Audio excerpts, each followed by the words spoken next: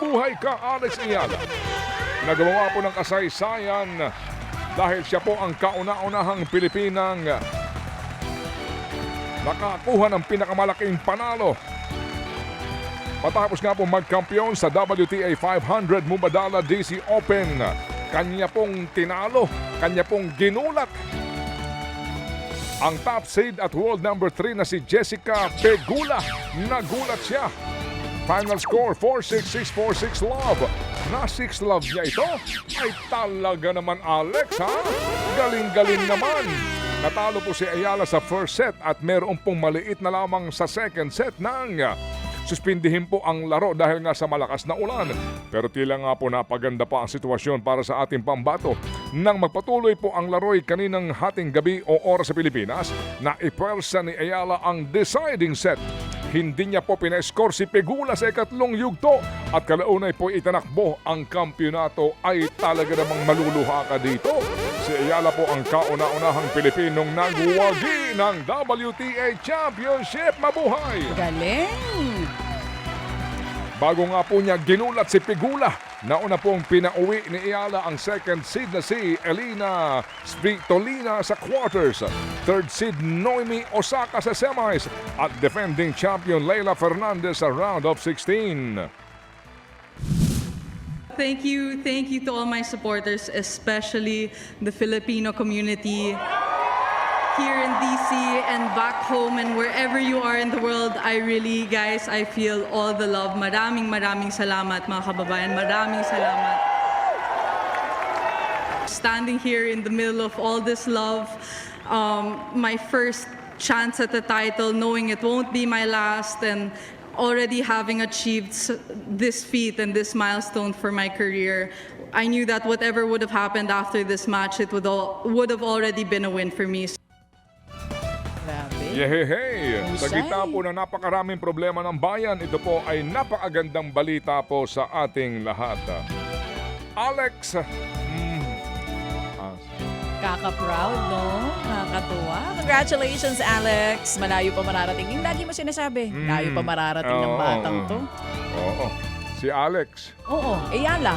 Okay. Oo, sino bang Alex?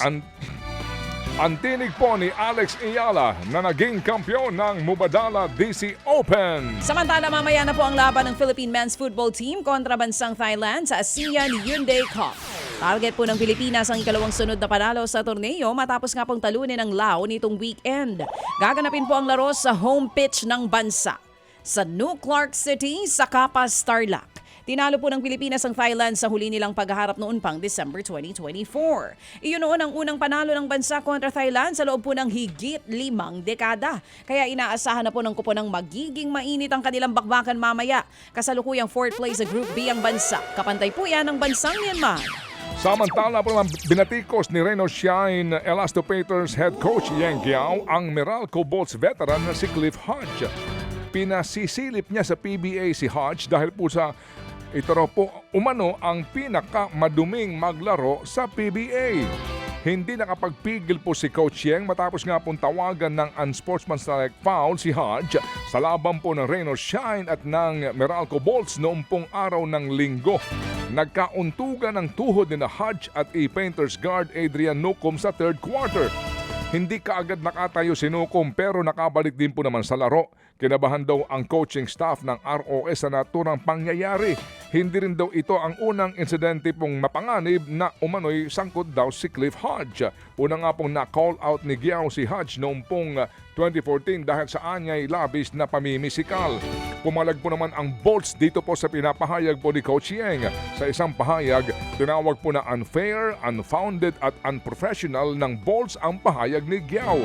Hindi na po dapat na gamitin laban kay Hodge ang energy at passion nito sa laro.